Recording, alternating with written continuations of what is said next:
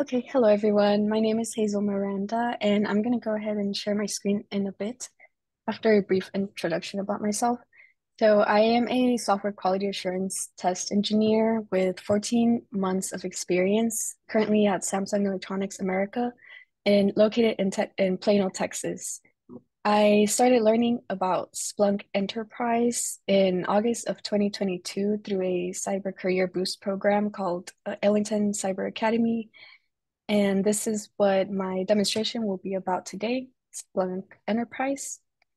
I became an apprentice instructor for the Intro to Splunk course with Ellington Cyber Academy last month.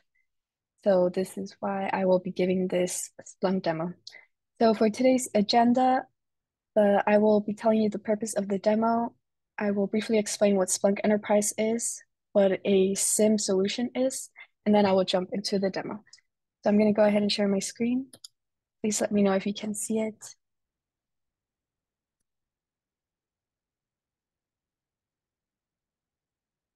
Can you see my screen now? Yeah, we can see it. Okay, awesome. Okay, so the purpose of this demo is that I will show you how I set up a home lab to install Splunk Enterprise in to practice using the software, and you can do this too. So first, we need to create a Linux instance with the Lightsail service in Amazon Web Services. Then I will show you how to download Splunk Enterprise to your computer. Then we will configure the instance's networking settings, then install and configure Splunk Enterprise in the Linux virtual machine, and then I will show you how to access the Splunk web interface. And if time allows, I can show you a quick Splunk internal search. So first, we're going to go to AWS. If you don't already have an account, then you would create one, but I already have mine. So here it is, and then you would search for the Lightsail service if it's not in your recently visited.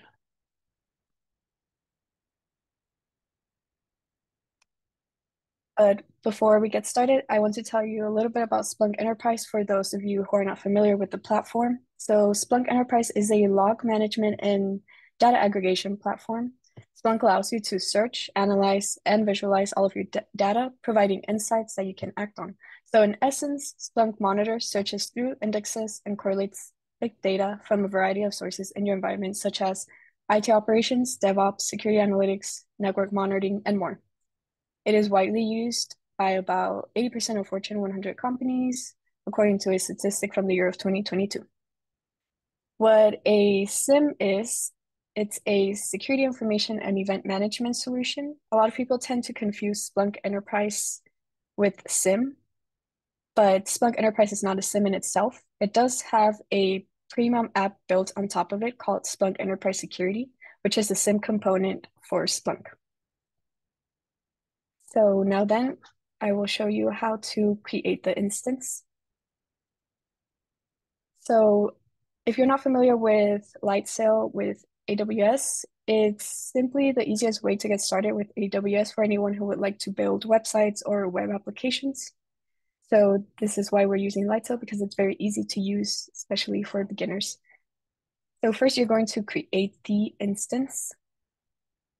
The instance location can be anywhere in the US because it simply means it's the location where the server will be located. So you don't want to get a location outside of the US, otherwise it would be very slow. Since we're going to do a Linux virtual machine, you're going to select the Linux platform. For the blueprint, we're going to do OS only and Amazon Linux 2023. For now, you don't need to add any optional settings. But for your instance plan, we will go with the $10 a month, with the first 3 months being free. The reason why we're using this, it's because to properly run Splunk, we need 1 to 2 GB of RAM. And our Splunk Enterprise free trial, it lasts for 60 days. But once your free trial is coming to an end, you could always delete your instance and just start all over again. So for the instance name, we're going to do Splunk Enterprise instance. And then you need to worry about the key value tags. So you can go ahead and create the instance.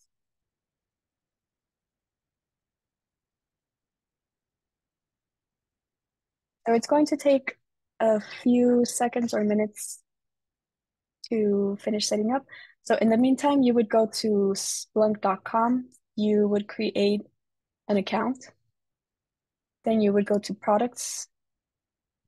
Under platform, you go to Splunk Enterprise, the free trial,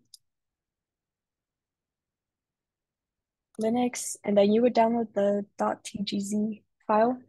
Since I already have it downloaded, I am not going to do that right now, but I will show you where it is. So basically it's right here in my downloads. But if you do this yourself and you click on download, it's going to take you to another page with a window up here that says useful tools. And under useful tools, you would select the wget command because we need that Linux command so that we can start Splunk in our Linux virtual machine. So once you copy that command, you would paste it onto a note. For example, this is mine right here. This is what it would look like. And then we're going to use this later on. But for now, once that's done, you would go back to your instance. And whenever it's ready, you're going to select it because we need to configure the networking settings for our instance before we can do anything else. So now that it's ready, you're going to click on it. You're going to go to networking. These are the default firewall rules. Because this is only going to be a practice lab, we don't need very strict rules for this. So we're going to go ahead and open all ports. You wouldn't do this in a production environment because it's a huge security risk, obviously. But since this is just a practice lab, it's okay. Because we will need port 8000 to run Splunk on, because that's the port that Splunk runs in. So then you would create this. You can duplicate the rules for IPv6. And that's it for configuring the network settings. So then you would go back to connect, and we're going to connect using Secure Shell.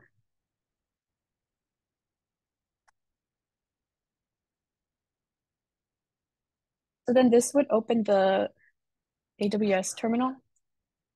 I'm just going to go ahead and use this because it's simple. And then this is where we begin typing in our Linux commands. If you're not very familiar with Linux, it's okay because there's a lot of cheat sheets online that you can look at. You don't need to memorize all commands to set up your home lab. But for now, you're going to type in super user do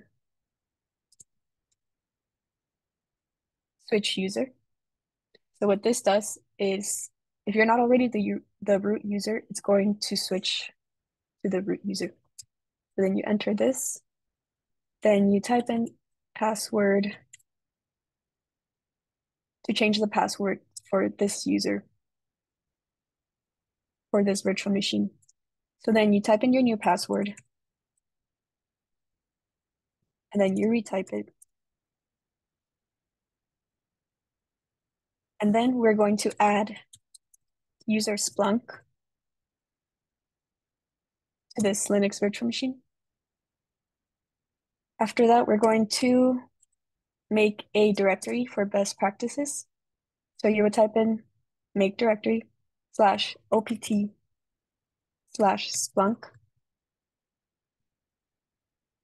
because we're going to create this directory to install Splunk in. Then you're going to change the current working directory with this command cd/opt/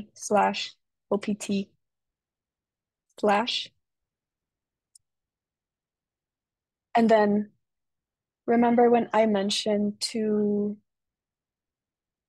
copy this onto a note. So we need to get this and then paste it onto this.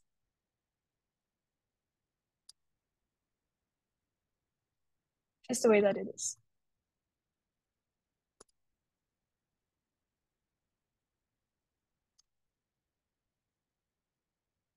And now you're installing Splunk Enterprise in your virtual machine, but it's not configured yet. So then you would type in ls, which lists all the files and directories within the file system, because we need to look for our Splunk in here. So then you would copy this output because we need it for the next command. And then we are going to untar this file by doing tar xbzf. And then you paste your output there. You do dash capital C slash OPT. What the dash capital C slash OPT does is that it untars the file and it puts it in the OPT directory so that now you're actually installing Splunk.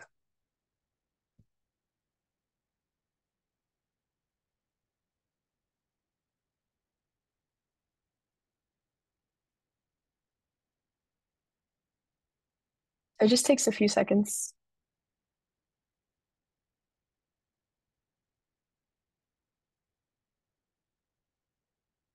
And then once that's done, you're going to do super user do slash OPT slash Splunk, because that's the directory we created, slash bin, because all of our internal Splunk commands live inside of the bin directory. So that's why I'm specifying this path.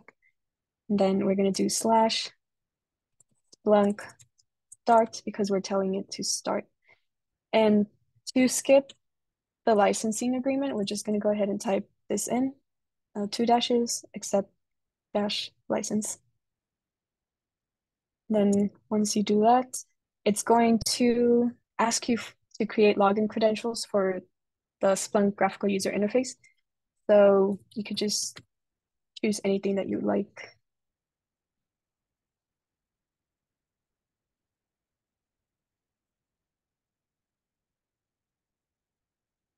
And then it's just going to take a couple of seconds to load.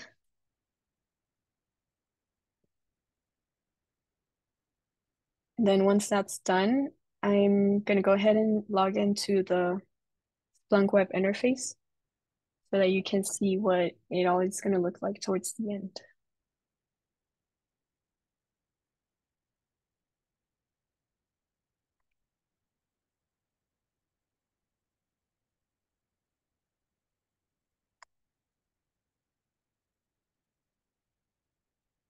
Okay, so it's ready. So it says right here, the Splunk web interface is this, but this is actually your private IP address. So we're not going to access Splunk with this link. So I'll show you how to actually access it. But for now, you can go ahead and close the terminal because we're done with that. And then to actually access the Splunk web interface, we're going to go to networking in our Linux instance. We're going to copy the public IP address, go to a new window, type in HTTP, and then paste that, colon, port 8000, because once again, Splunk runs on port 8000. And there's the Splunk web interface, and it's not secure because we're running on HTTP, not HTTPS.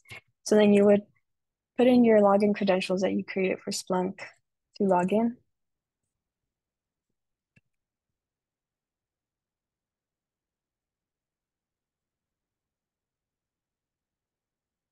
And this is what the Splunk GUI looks like.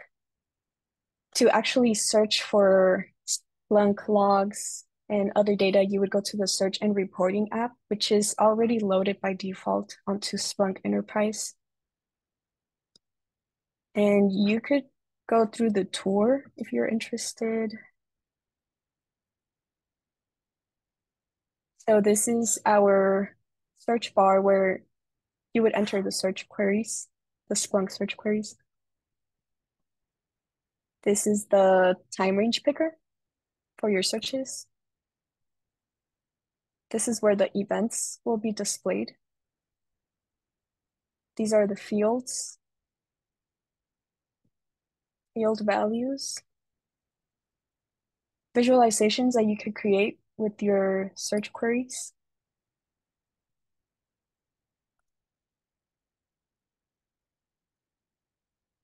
And there it is. This is Splunk.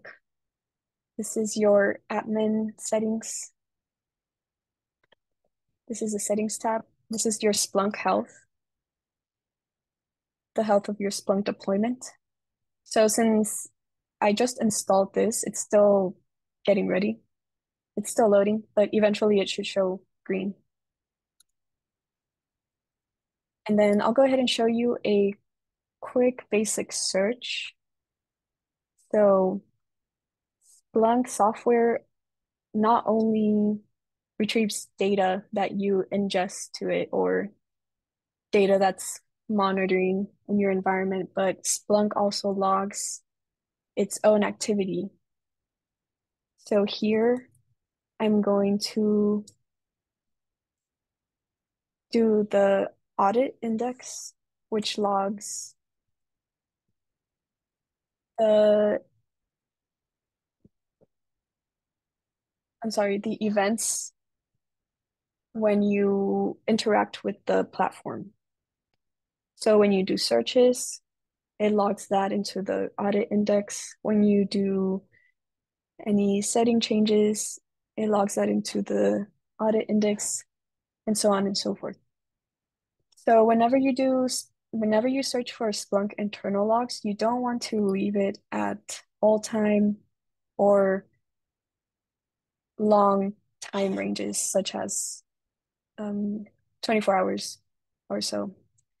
You would rather do 5 minutes or 1 minute or even 30 seconds. So the smaller the time ranges, the better, because you wouldn't want to utilize a lot of your Splunk resources. So for example, here we would do the 1 minute window, and then we would do smart mode because smart mode balances between the completeness of the data and the speed that it takes to retrieve all of that data. So then that's why we're going to leave it at smart mode, because verbose mode brings back a lot of fields for the events, and fast mode is not very complete. So then I'm going to go ahead and search that.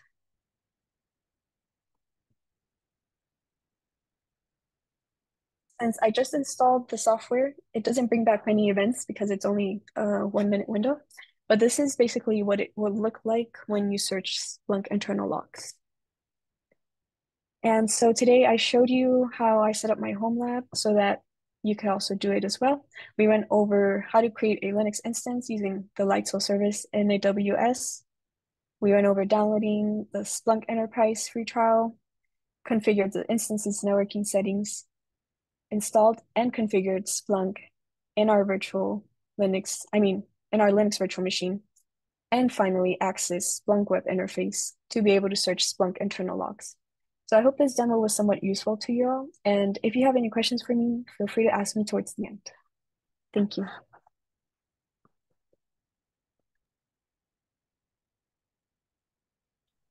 Nice, nice. Definitely appreciate that, Hazel. Definitely appreciate that presentation, Hazel. It was definitely awesome. Anybody have any questions? I think I saw one question in the chat. I think they were asking about whether it was HTTP.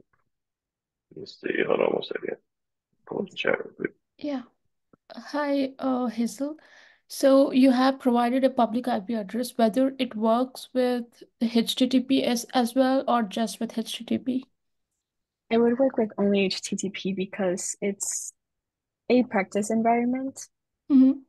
so it's not a secure link. But only we can access it because only we would know what our public IP address is by looking at our AWS instance. Okay. Thank you. All right. All right, so we got Nicholas following up. If you have any additional questions about Hazel's presentation, you can add it in the chat, or you could, definitely reach out to her on LinkedIn. Um, if you wanted to post your LinkedIn link in the chat, Hazel, please feel free.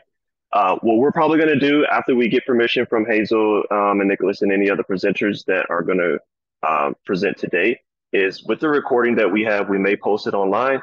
So if you found what our presenters spoke about today useful, make sure if you see it online, make sure you share it, repost it, help them get that extra exposure and expand their network reach to be able to, possibly help them find opportunities. I see that myself personally as a thank you for them doing their demonstration today and giving them that extra exposure to your network is definitely myself personally, I think is a way to show gratitude.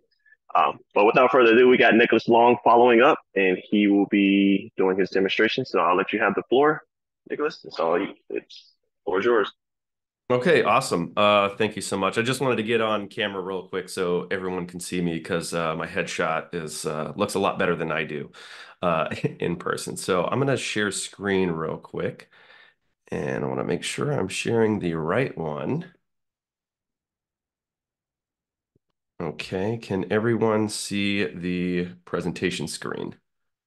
Yes, sir. Okay, so let me just a moment. Okay. Okay, so thank you, Miranda. Thank you, Scotty. Hello and welcome, everyone. Thank you so much for joining us. I am excited to present for you today. My name is Nicholas Long. I'm a technology enthusiast, and I create technical content on my blog at portforwarded.com, as well as on my YouTube channel at port-forwarded. If you'd like to get in touch with me after the demo, please feel free to email me at nick@portforwarded.com.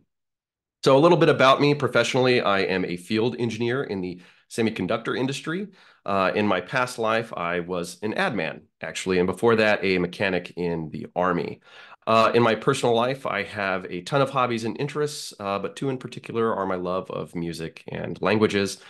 And I've been a home labber for a few years now. So my tech journey began in 2018 with Python and SQL. And then naturally by using Mac OS and installing packages, I was exposed to package management with Homebrew and Mac ports and have since become familiar with Linux operating systems. So I'm currently seeking roles in the Pacific Northwest, that's Portland, Oregon, or Seattle, Washington, hybrid, also in the same region, and always, of course, remotely. So with that said, here is a logical diagram of my home lab, which is comprised mainly of three subnets: the local area network on the left, my virtual private network down here below, and the DMZ to the right, all separated by policies that I've configured on my FortiGate firewall, which unfortunately, due to time constraints, I don't think I'll be able to get into that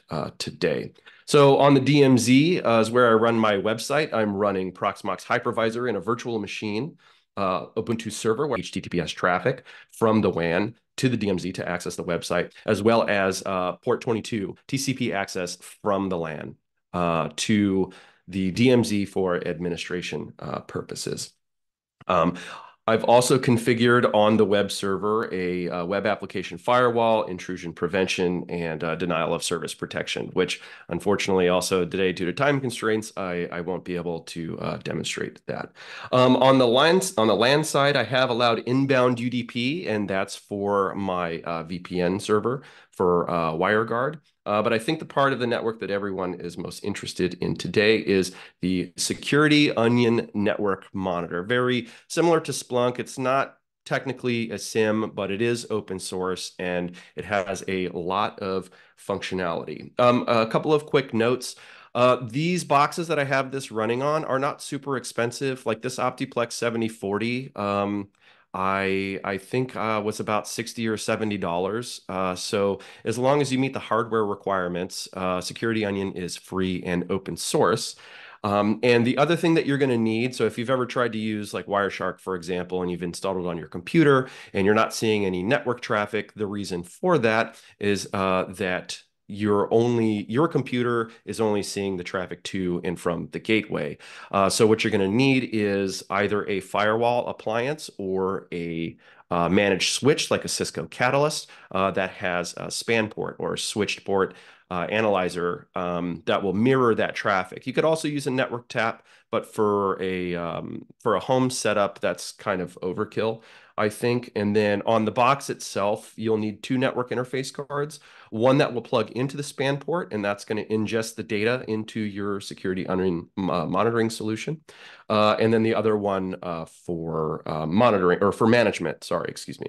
So you also have endpoint agents and monitors. You have the monitors or the managers basically on Security Onion console, and then you have Waza. I've installed Sysmon and WinLogBeat to ship logs to Security Onion, as well as OS Query that lets you query directly the endpoint using SQL syntax.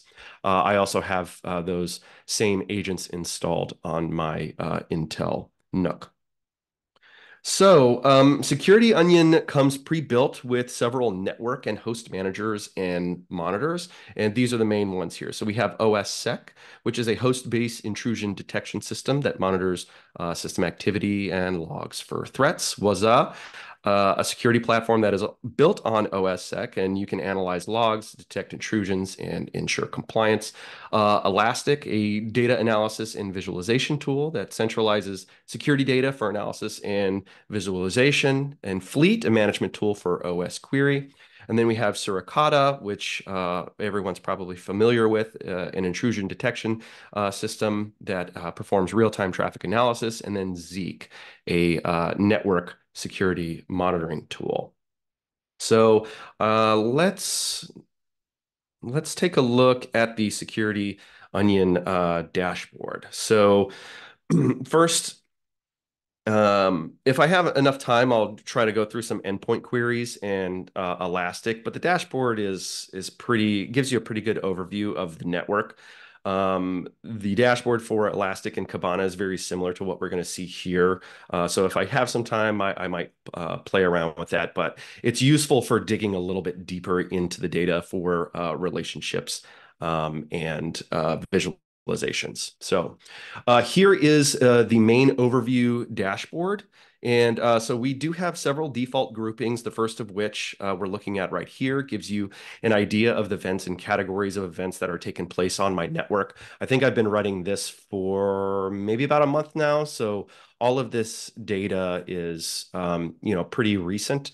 And then, of course, when you start running out of space, you will start rotating logs and data and things like that. You can see here that the bulk of my alerts are going to be host and network, and that'll be OS-Sec for the host and Zeek for the network.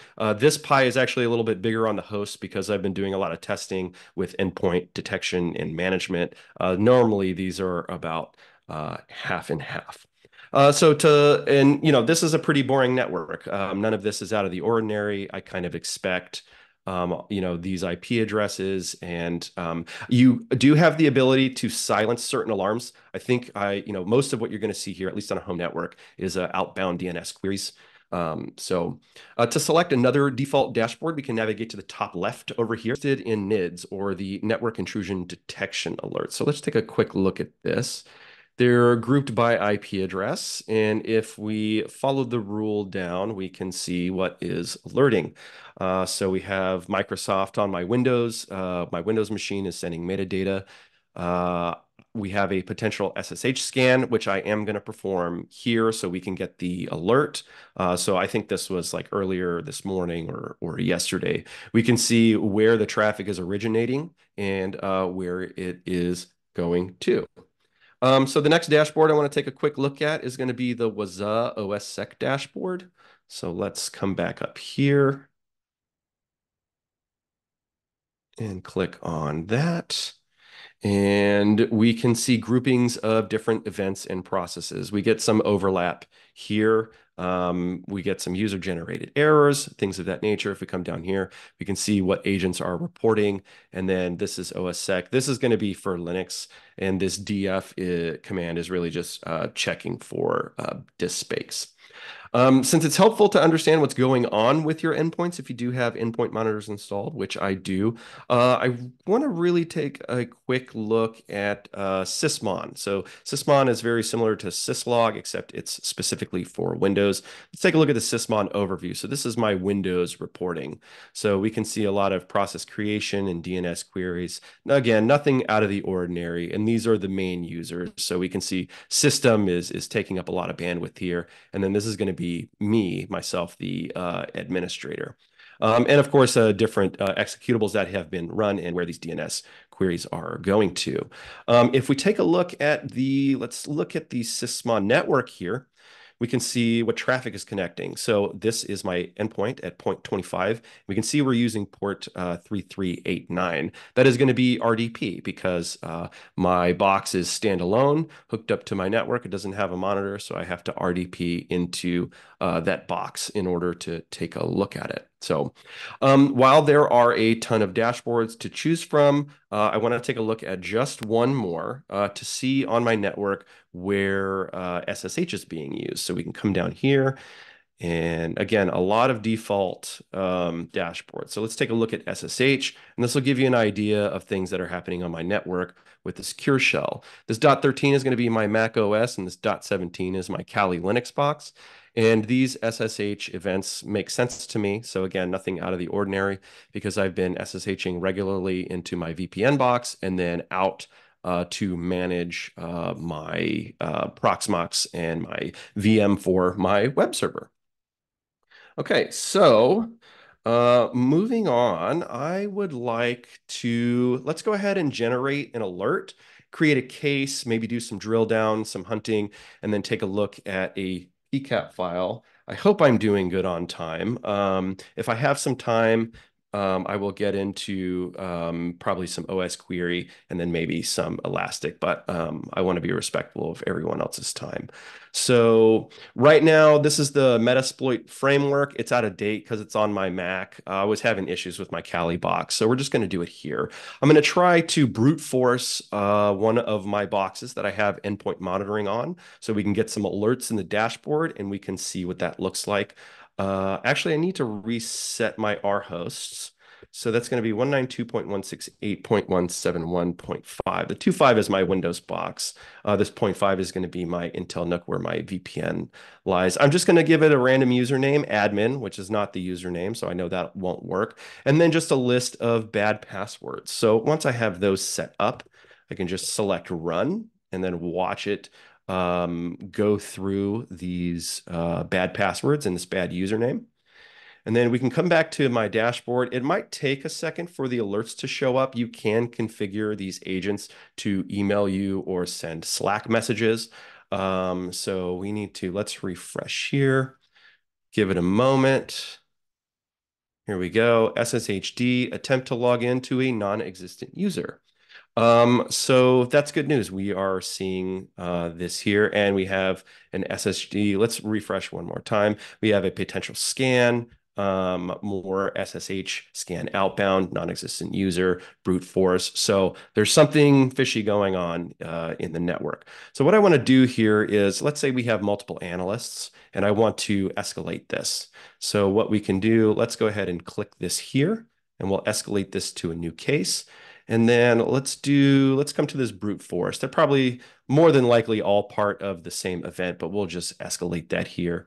We'll come over to our cases, and then we can select on the binoculars and then assign it to an analyst. That is going to be me. And we'll just say that we're in progress here. We'll come back to our cases, and then we'll also do assign this one. So this is in progress. And now let's see what data we have here. So we review escalated events details. We're in progress. Okay, there's not much here to go on, but if we click here and then we go to hunt, we should pull up a list of, okay, So here we go. We have all of these attempts to log in, where the source IP is from, and this user-generated error. I think we saw that earlier on one of the dashboards, and the process that it was using at the time. If we open this up, we can see that it was directed at 0.5, the 0.5 host, which is my Intel NUC SSH. Let's see, what else do we got here? So that my Waza agent is reporting this, and we can take a look. This is the syslog right here that generated this alert. So we know what happened on the network because we just did it, but this is just, pretty much just an exercise. So what I want to do really quick now is take a look at the PCAP files, and then I think I might be getting to time. I'm not 100% sure, so I'll just do that, and then I will finish the demo. So let's see, 9:40:27, and that would be 381 milliseconds. So let's start here. And then let's come to our PCAP. And I want to, Security Onion is going to be the name of my node. It's a standalone monitor. You can do distributed monitoring, but my home network is not large enough for that. And I want to say Z, let's see. Let's do maybe 1 second before. I may or may not catch everything that I want, but let's go ahead and add this here. And then we can take a look at all my PCAP files. If you'd like, you can download this and open it up into Wireshark and review all this traffic. And we have basically a nice, neat layout of what we're looking for. And we can, let's see if we picked up, the scan here. So we'll go 168.171. 192.168.171, and then 0.5. Let's see if we pull up. No results were found. Okay. So I guess I needed to be a little bit more accurate on my time constraints. But these things go in milliseconds, and even just 1 second of PCAP file on my whole network is, may take actually like a minute or two to gain. So, but this is kind of the general idea.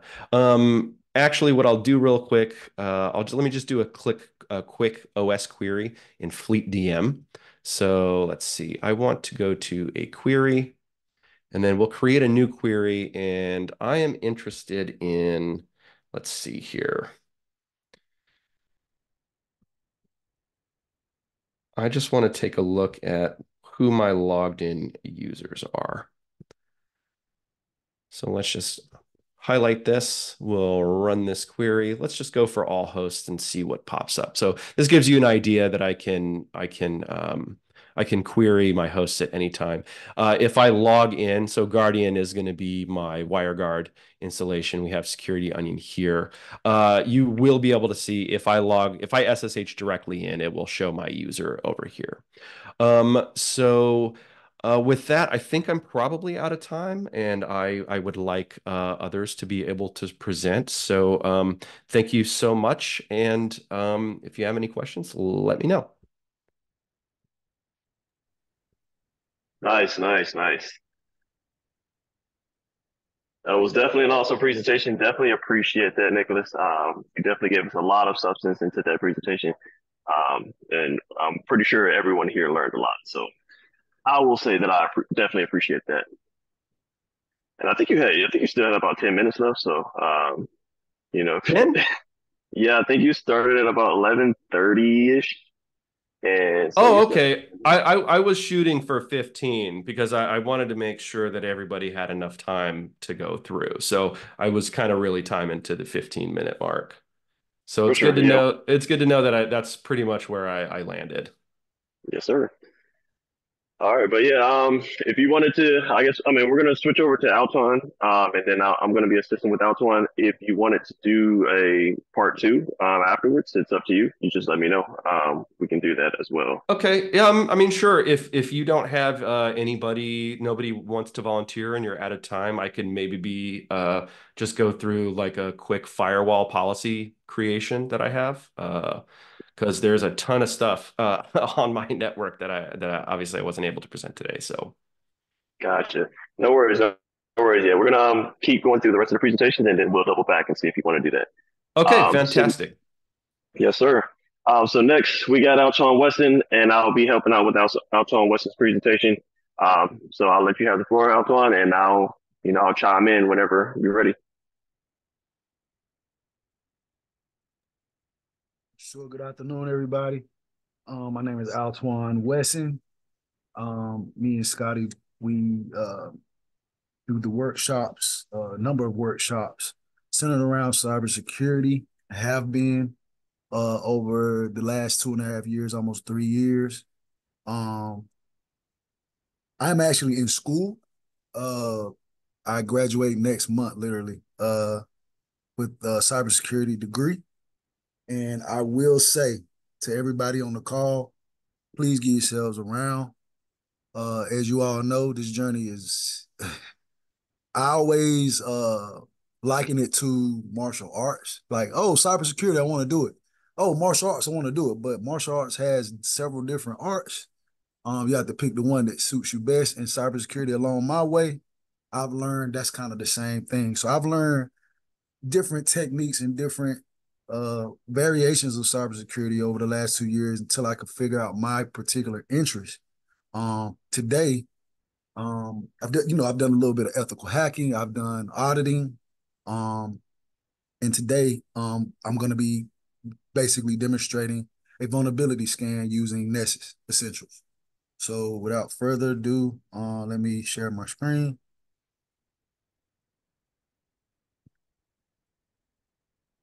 All right. Guys, let me know if you can see it. We can see. I can see. Yeah, we can see it. Very cool. So yeah, Nessus Essentials. It's limited. It's not necessarily tenable, but it is gonna be able to scan at least 16 IP addresses. It's free. Um, what Nessus Essential pretty much is pretty much it. Identifies vulnerabilities, some types of configuration issues, malware, and can be used to penetrate networks even. So you can do compliance assessments, and it supports technologies like OSs, network devices, hypervisors, databases, tablets, phones, and just critical infrastructure. So let me sign in.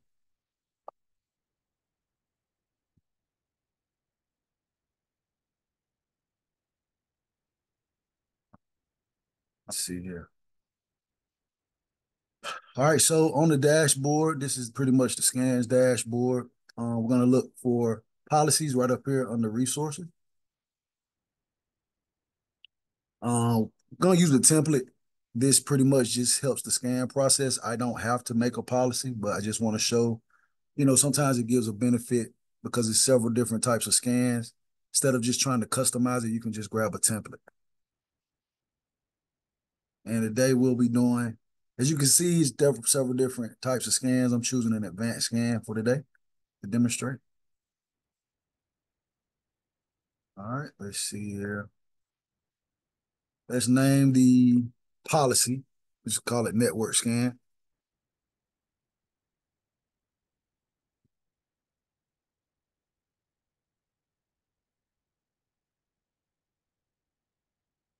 In here.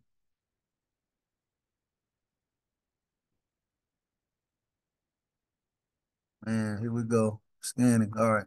And network.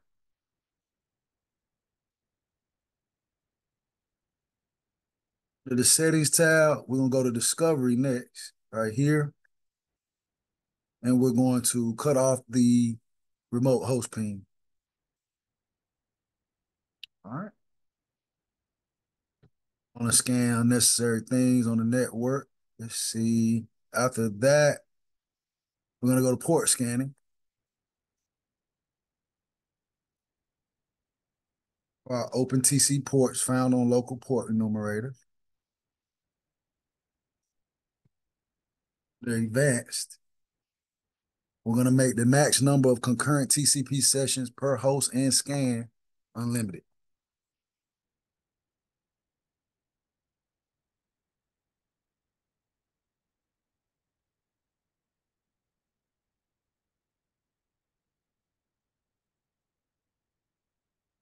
All right, we're gonna hit the credentials here. They need to be Windows credentials. We'll put our password in again, or log in.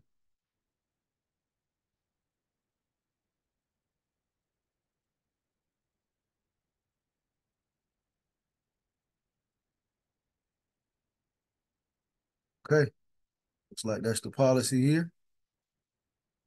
So we're gonna basically click it. Oh no. Scans.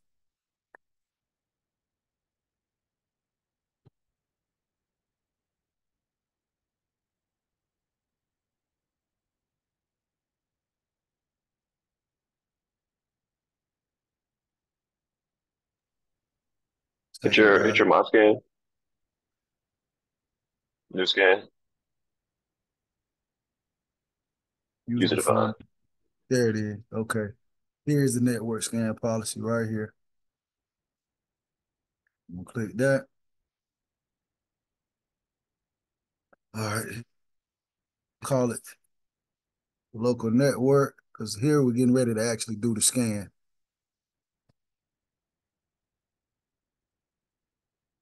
Just created was the template or the policy. Now we're actually about to do the scan. So this is a script description. It's scanning a network again here, scanning a local network.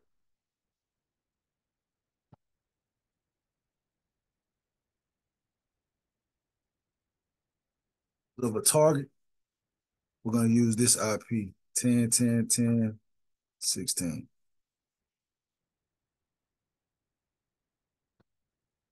All right. We're going to click schedule. We want to make sure that that's not enabled. And then what we'll do from there is we'll launch it.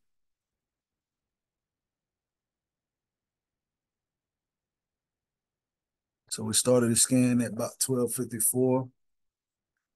Like I said, an advanced scan can take a little bit of time, but this is a lab, so it shouldn't take long. Maybe about 3 minutes.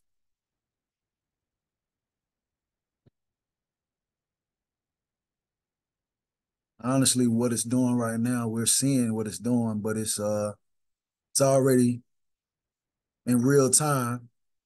It looks like it's counted 12 vulnerabilities within that advanced scan. There's some info, of course, it's all color coded. As the scan progresses, we may see some vulnerabilities with a higher level severity code. These codes are how vulnerability manager analysts, they pretty much determine if the threat can be or if the controls and within the organization can withstand the vulnerability versus a vulnerability that's probably not even that high. And I mean, Scotty will go into depth about this, but we want to make sure that we are analyzing these vulnerabilities and using actual consideration in terms of business needs too. Yes, we want it to be safe, but we got to think about business needs. So that's a part of the analyst side when you're managing vulnerabilities. Some things, if the patch was created 2 or 3 years ago, it's good to go. The exploit or the vulnerability itself hasn't evolved enough to create another patch or another update for it. Okay, it looks like it's found some high vulnerabilities. Let's look at what we found so far here. So far it's looking like some SNMP vulnerabilities. Let's go back. Got some PHP vulnerabilities. Some medium ones here. And again, I'm gonna wait for this scan to finish. Should be done here soon.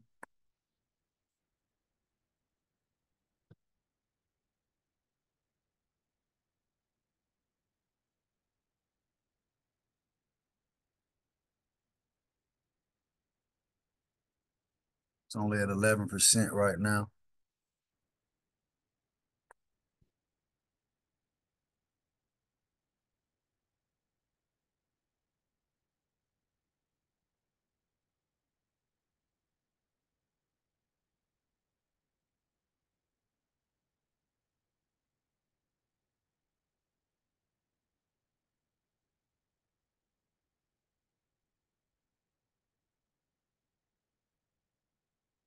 Still going.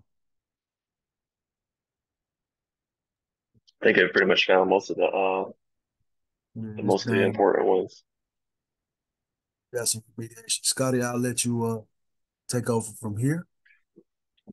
All right, appreciate it. So what Altwann has done, he did all of the scanning activities, and I'm gonna go over pretty much post-scanning activities. So once your scan is done, the things that you want to take into consideration. So let's check out the vulnerabilities really quick. So you see there's a few of these are mixed. The first one that I wanted to check out is that PHP. It's saying multiple issues. I think I saw it. Yeah, it had a high in here.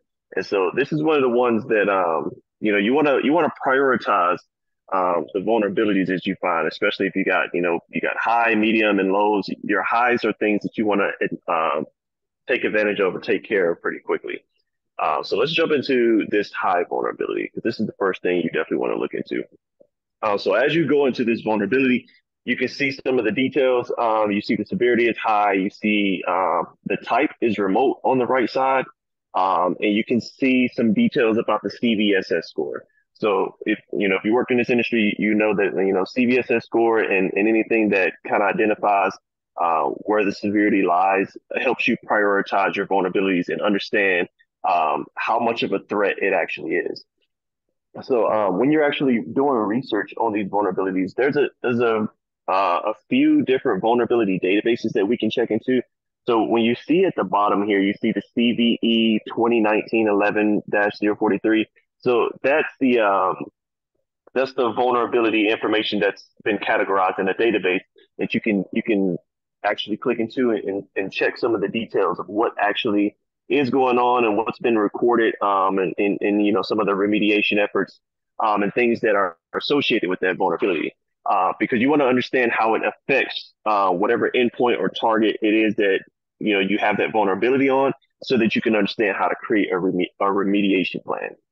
Um, so once you check out this vulnerability database, kind of educate yourself on what that vulnerability consists of, what it pertains to. We can go back to our vulnerability really quick. I just want to go back to the scan. And so you can see in here, it says the type is remote. And so if you really kind of look at this, it says remote code execution. And what that could typically mean, it can include a various amount of vulnerabilities that goes along with this. You got like buffer overflow, you got like injection attacks and things like that. And if you're familiar with that, that's like um, code that's inserted to overflow certain text fields, or area where you can insert any type of text to go past what a device or target endpoint actually could recognize. And once you overflow that particular area where that code execution has been entered, then the computer can't. It's almost rendered defenseless against any type of code that's beyond that point, if you don't set any type of restrictions. So you can do a little bit of research on that to kind of see exactly what I mean by remote code execution, and what type of additional vulnerabilities that it has and attacks that you can go with that. So like I said, uh, injection attacks, buffer overflow attacks, I would take a look at that and see what it is you can pick up from that, that goes along with this vulnerability. So what we also want to look at the bottom here, on the bottom right, scroll down just a little bit on time. So you see it says exploitable with.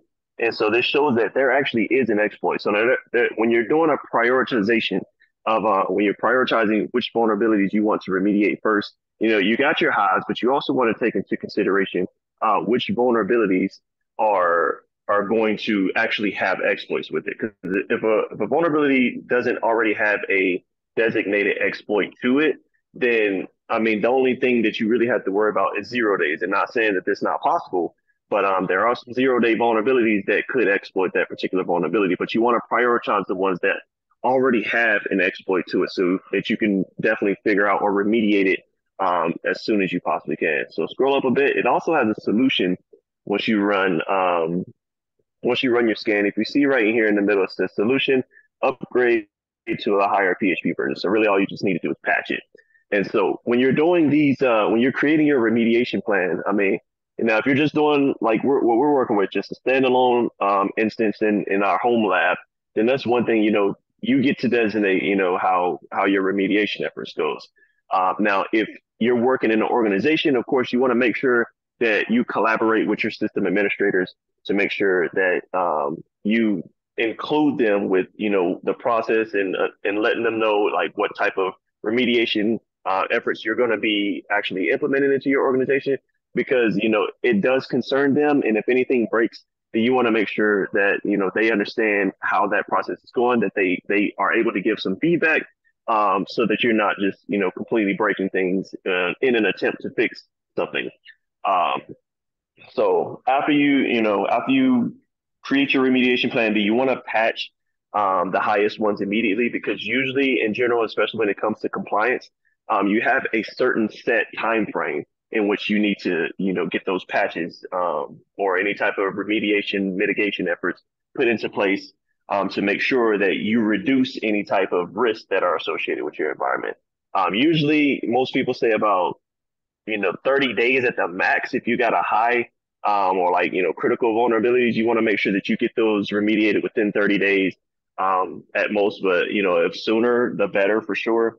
Mainly because you want to make sure that, that vulnerability doesn't get exploited and someone gains access to your network, because then you got to go into incident response. So prior to finding a vulnerability, depending on how long it took you to identify that vulnerability, then you may have to go into an incident response, and you want to make sure, of course, most organizations have an incident response plan set up. So we're going to take this vulnerability, and just to give y'all somewhat of a warning, we're not red team experts by any means. We're red team enthusiasts. We like doing the research. Me and Altwann have both, done our share of red team research, but we're going to make an attempt to actually exploit this vulnerability with Metasploit. And Metasploit, I want to say Nicholas, he just actually showed us him using Metasploit, and so you should be somewhat familiar with it. If you never use it, you can find Metasploit in Kali Linux, or you can set it up in other.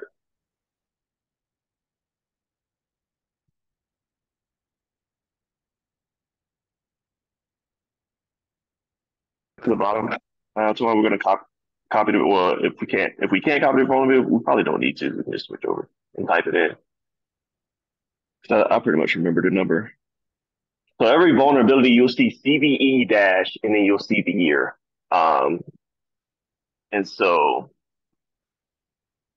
ours is CVE 2019, and then I think it's 11,043. So we're gonna set up our Metasploit now and see if we can find some details about it. So, and this is on the attacker side. So prior to, we were looking at everything from a blue team perspective. Now this, from a red team perspective, they would take this vulnerability, they would go into Metasploit, and they would see if they can exploit it. And so that's what we're going to attempt to try to do today. So we're going to enter into MS Dev console.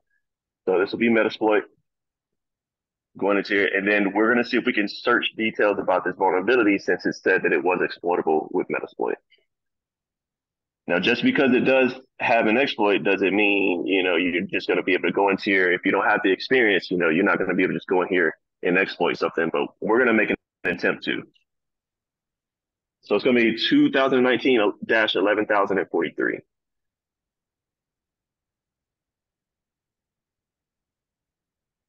All right, so you see, yes, it does have a vulnerability. You can see the rank is normal. That means it is possible. You don't have the greatest odds, but it is possible, depending on your red team level and skill. And so we're going to see if we can try to exploit it. So what we would have to do is, I think, use exploit. Then we have to use exploit, multi HTTP.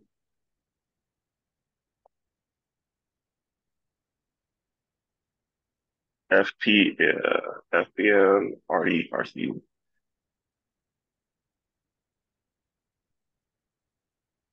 All right, so we got it loaded. We're just gonna click run just to kind of see, or yeah, click do show options just so they can see some details. And so you can kind of see some of the things that you need to include in this exploit to make it effective. So we'll see we have to set an R host, we can set a port, and the path to the PHP page. And so we can go ahead and set the R host. So it'll be what, 10, 10, 10, 16, I think. Yep. Okay.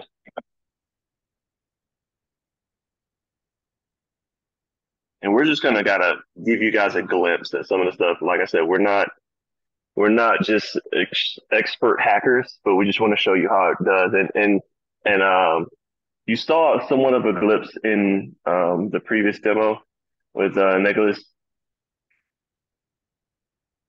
So let me see. Yeah, you can go to click run just so they can see. All right, so it's attempted to run an exploit, and it says it failed because the target is not vulnerable. So you can kind of see. I mean, of course, you can add some extra details to it, depending on what the exploit is, to try to find another way to make that exploit effective.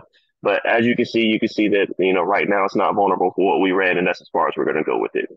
Um, and so we can jump over just to make sure we show the vulnerability database. Let's click into. Did we go into that? Yeah. So you got the NIST database, and then there's also the CVE.MITRE.org database that you can go into to get some additional details. I don't necessarily know if they have it on this page. It's probably on the vulnerability scan page. But there's multiple databases that you can check into to find details about this. But that's kind of just showing you like the blue team perspective and also somewhat of the red team perspective. We didn't actually exploit what we found, but that doesn't mean that it's not possible. You want to make sure that you were to install the patches in a timely fashion within if you're working with your system administrators, then you would just make sure that that gets installed within at least 30 days to take care of those vulnerabilities. But other than that, that concludes our presentation. Anybody got any questions?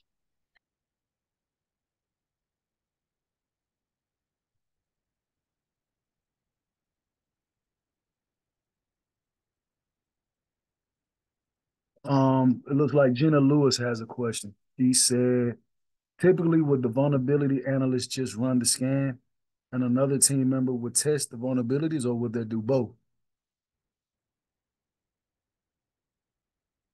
Okay, so Sorry about that. I was talking on mute. But it all depends on how big your team is, honestly. If you're just the guy that handles majority of the vulnerabilities, if your company isn't that large, then you're going to be handling a lot of the workload yourself.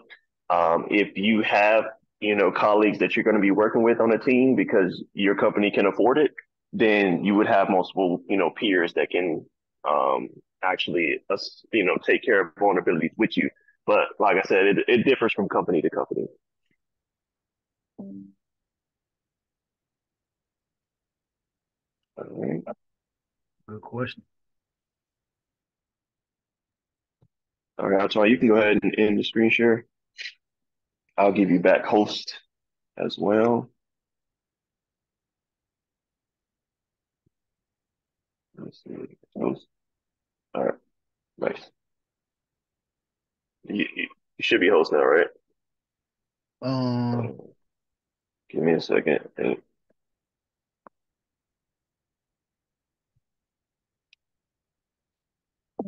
Yes. All right. You good? yeah, I'm good. I got it back. It looks like we had another question about how to set up Nessus Essentials. Nessus Essentials is free. Um, Nessus Essentials is free, actually. So there's a link. Let me see.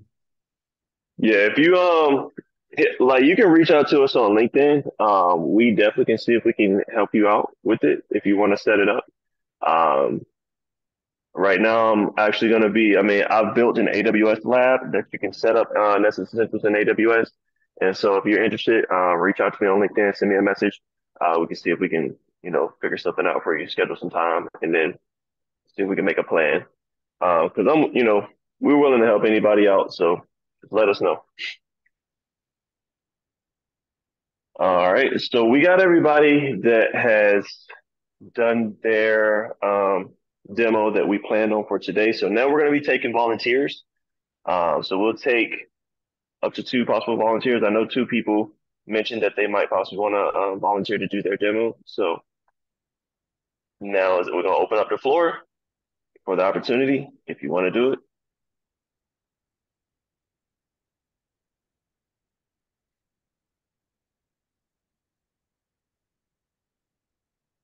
And if not, if we don't have any volunteers, then Nick, like we spoke about earlier, if you wanted to do like a part two, so we can see a little bit more of your lab. I mean, I know you didn't get a chance.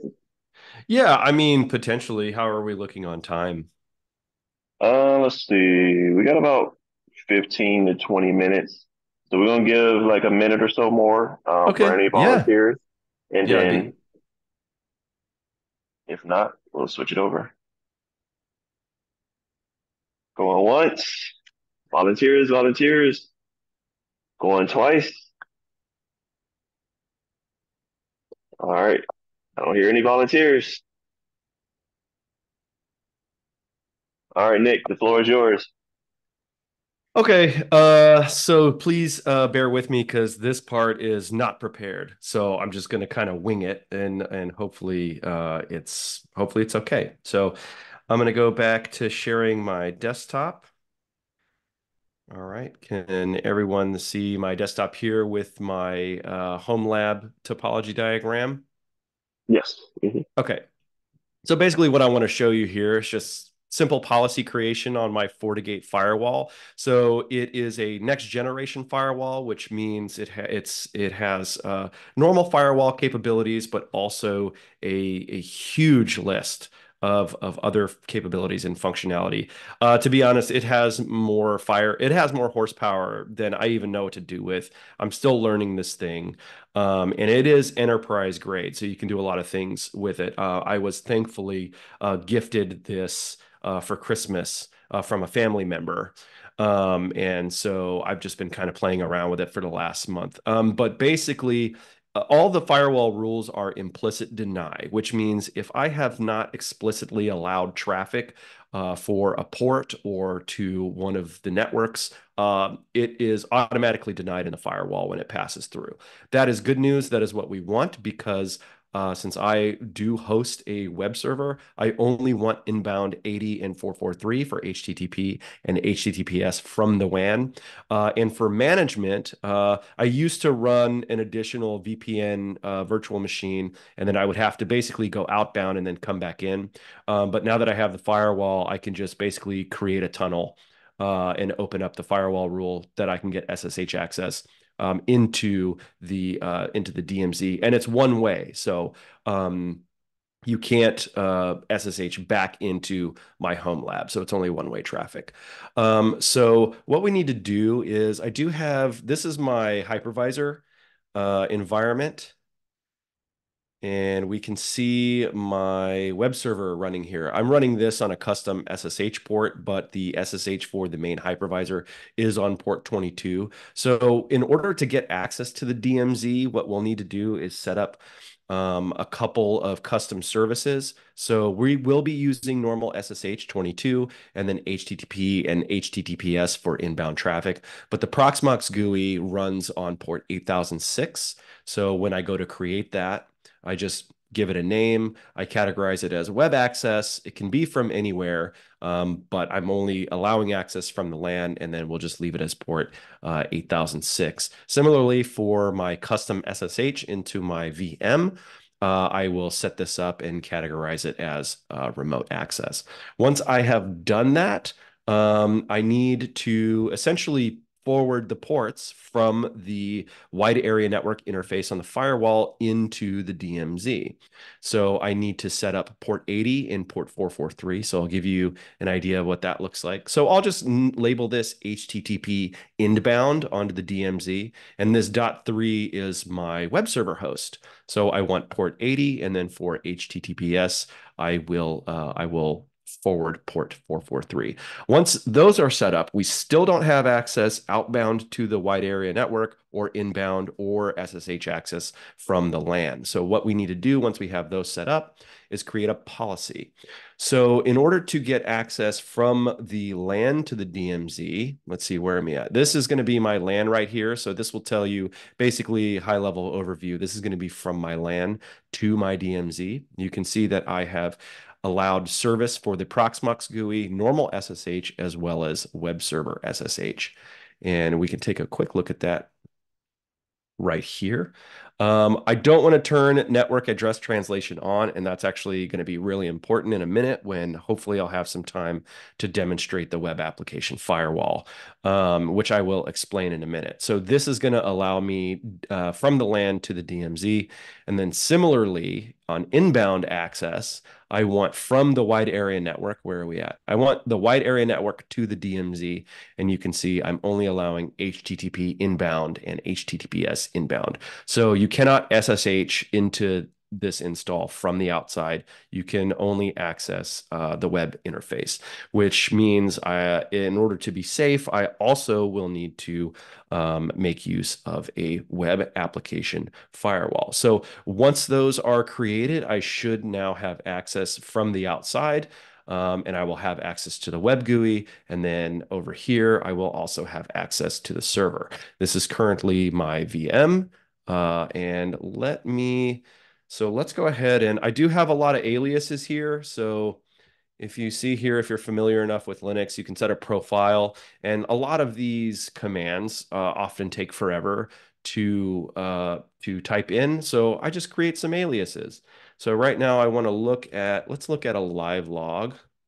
We'll clear, and I've named my alias access log now. Drop down secret selection, which is pretty slick, I think. And let me see if I can pull up without, let's go. No, I want to see this guy here. Hold on. Bear with me for a moment. I'm going to put this, can I get on my other screen here? All right. There we go. Okay. So once I access my website, I should see the live feed pop up here. So now we have that access from the outside. So we know it's working. Now, what's important about network address translation, and I literally just learned this, obviously private IP addresses are not routable. So if you're going outbound, if you're requesting something on the internet, and you don't convert that to your public IP address, it's not going to go anywhere. This is really important for inbound access because on my web application firewall, I actually have the local area network whitelisted. So that means if I have network address translation on, when inbound traffic comes in to the DMZ from a public IP address, if NAT is on, it will convert that to a local address, which is not something we want because if you recall, I have it whitelisted. So I just want to pull up a Kali Linux real quick, and I hope I can get just a really quick demonstration of a DOS attack. It's just going to be, it really essentially, it's a load tester. It's called Siege. Which is really easy to. So let's hope I get in on the first time because I always have to create really complex passwords. Okay. And we are in. So what I want to do now is I need to load my profile. So source. Let's leave that. Source and then dot profile. This is just loading my aliases because I already have the load tester set up. So what I want to do is we should be able to, I'm going to type in my alias Siege here, and hopefully we can see when I hit enter, the live logs being blocked here. So I'll just go ahead and hit enter. Oh, it looks like that connection. So I've already, let's go ahead and change location here. One that's not blocked.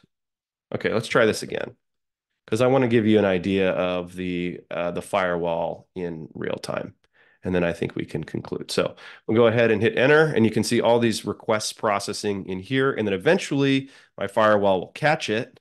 And I'll say, hey, you can't do that anymore unless I'm still natted in. There we go. Okay, and now we're seeing that the socket is unable to connect. So that's just kind of a general idea of how the web application firewall works.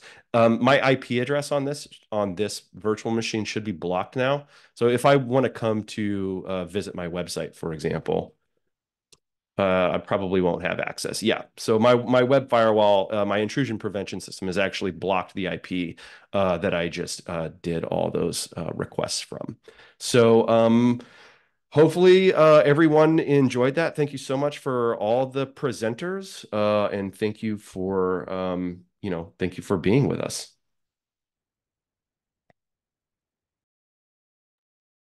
Yeah, that was amazing. I love that. All right, so I think we will conclude today because I know everybody would love to, take advantage of their weekend. But definitely appreciate everyone coming out. Definitely appreciate all the presenters. Thank you all. Thank you, Nicholas. Thank you, Hazel. Thank you, Altwann, for presenting today. Like I said, if you want to present in a demo in the future, reach out to me. Let me know. I can definitely see if we can schedule some time, talk about your presentation, see if we can have another meeting in about 2 weeks or so we can help, continue to help everyone get a little bit more exposure. If you're looking for jobs and opportunities and you want to demonstrate, the talent and value that you bring to organizations.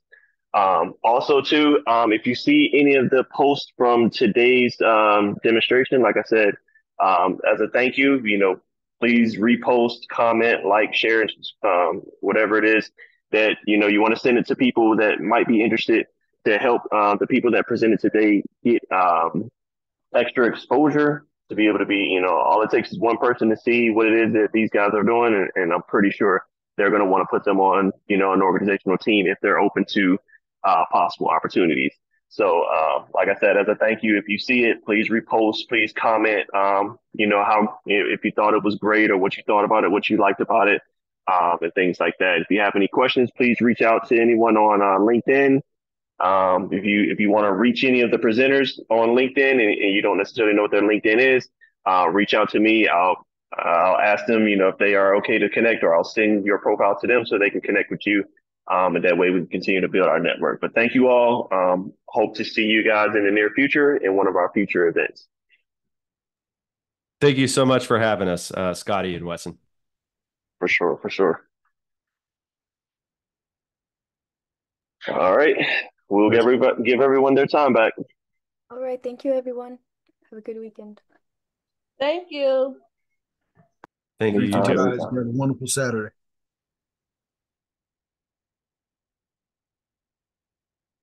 Go ahead and conclude it, Altwann.